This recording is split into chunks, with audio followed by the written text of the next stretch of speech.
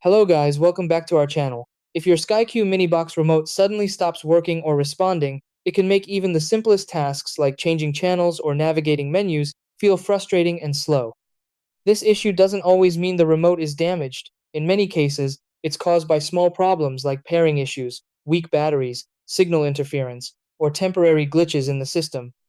Because the SkyQ mini box relies on a stable connection with the remote, even a minor disruption can affect how it responds. Instead of immediately replacing the remote, there are a few practical steps you can follow to restore its functionality. In this video, I'll guide you through a clear step-by-step process to get your SkyQ mini box remote working properly, again without any confusion. Try these. 1. Remove the old batteries and insert fresh ones correctly into the remote. 2. Restart your SkyQ mini box by unplugging it and plugging it back in. 3. Make sure there are no obstacles blocking the signal between the remote and the box. 4. Repair the remote by holding the required buttons until it reconnects. 5. Clean the remote buttons and sensor area to remove dust or dirt.